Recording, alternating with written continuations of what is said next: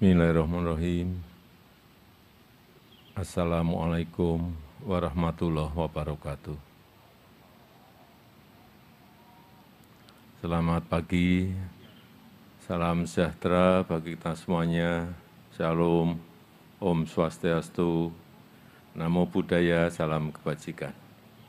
Yang saya hormati para menteri, Pak Dirut, Bapak Ibu sekalian, penerima banpres produktif usaha mikro yang pagi hari ini hadir, baik secara langsung maupun secara daring. Saya tahu bahwa Bapak Ibu semuanya sekarang ini pada kondisi yang tidak mudah, benar, sangat sulit, benar, tapi itu dirasakan oleh semuanya.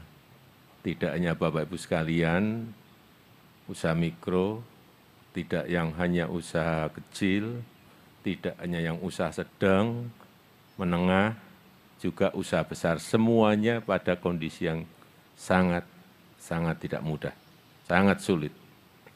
Dan itu juga tidak hanya dirasakan oleh pengusaha-pengusaha di Indonesia saja, tetapi di seluruh dunia semuanya kondisinya sama.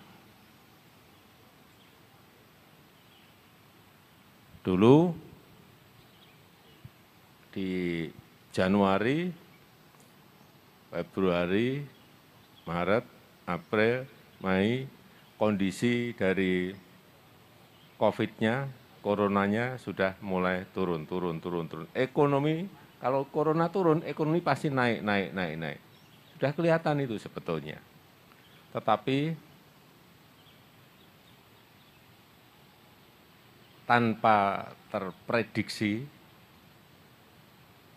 muncul yang namanya varian Delta. Varian baru, jenis baru dari corona muncul di India, kemudian muncul di seluruh negara di dunia. Sehingga ekonomi global pun juga goncang. Kita juga sama. Begitu virus Delta ini muncul juga langsung kasus positif menjadi naik secara drastis. Dan tidak ada jalan lain saat itu karena di Pulau Jawa dan di Pulau Bali kita lihat semua titik-titik semuanya merah, tidak ada yang kuning. Sehingga keputusan yang sangat berat kita lakukan yaitu dengan PPKM darurat karena tidak ada cara yang lain selain itu. Karena melompat kasusnya. Dan alhamdulillah sekarang paling tidak bisa kita rem. Meskipun turunnya pelan-pelan tapi bisa kita rem.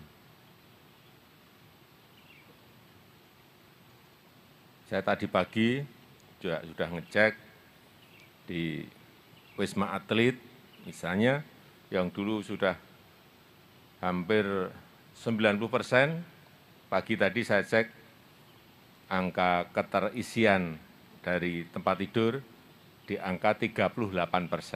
Dulunya 90%, hampir penuh.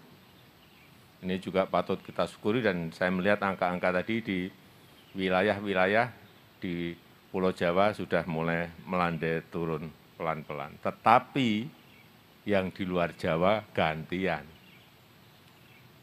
Naik. Inilah memang varian Delta ini penularannya sangat cepat sekali. Oleh sebab itu Bapak Ibu semuanya harus bekerja lebih keras lagi. Tahan banting.